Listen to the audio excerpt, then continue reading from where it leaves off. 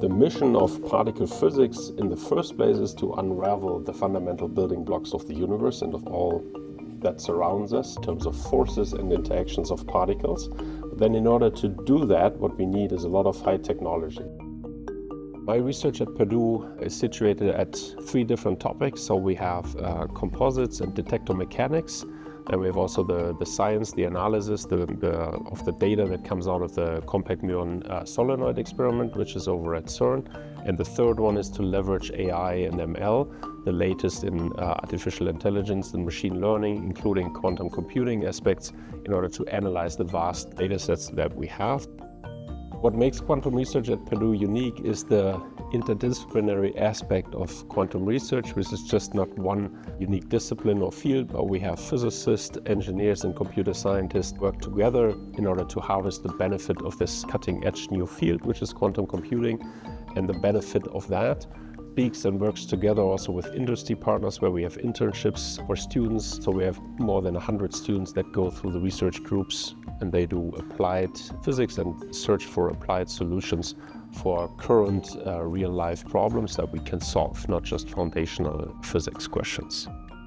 Here at Purdue, we have a very unique ecosystem. You have people that are interested in working on the building the quantum computer, and also people who are interested on how to use the quantum computer. And so being able to interact with these different people is very unique.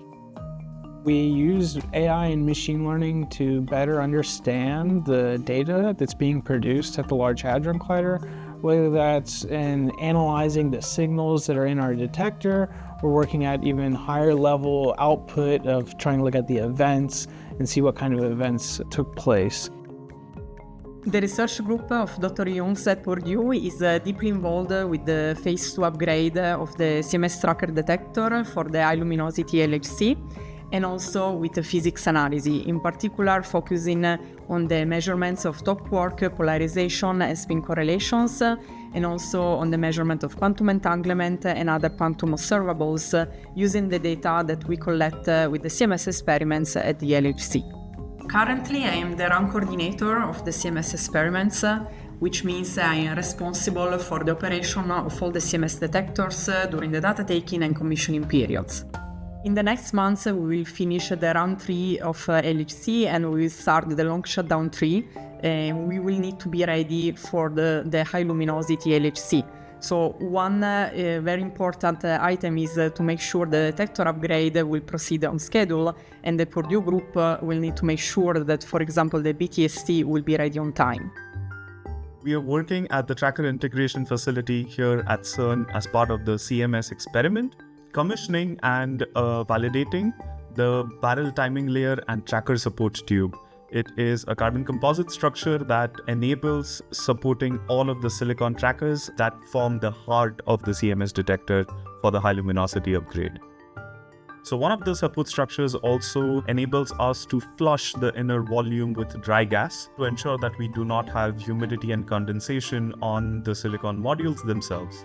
We also do a lot of research on really thin, ultra lightweight support structures with thermal pathways integrated into the support structures, not just for the high lumi LHC upgrade on CMS. We also have a detector R&D collaboration and mechanical design responsibility for the electron-ion collider coming up at Brookhaven National Labs that is conceptualized and is currently in the design phase. A number of different engineering challenges arise as we build these often large-scale structures that have to meet extreme precision requirements.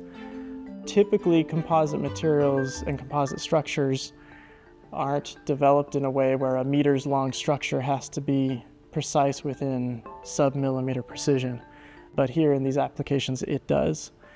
That's a challenge on the manufacturing side to make sure that our processes account for the shape change that occurs in composite structures. And then it's also a challenge on the measurement side. We have to then measure and validate and prove that we have made structures that are meeting these extremely tight tolerances. At Purdue and in the other programs that I work with for physics particle experiments, there is almost no wall between the physicists and the engineers. The engineers and the physicists have to be on the exact same page during the design, prototyping, testing, validation, and production phases of these projects. We have physicists, we have engineering, we have computer scientists, and all of that comes together with a very large group of very talented young students. So that is where we want to harvest the promise of future workforce development with all of these cutting-edge tools. So we have a large pool of that drives really innovation at Purdue, and I would think establishes Purdue as one of the leaders in this field in the coming years.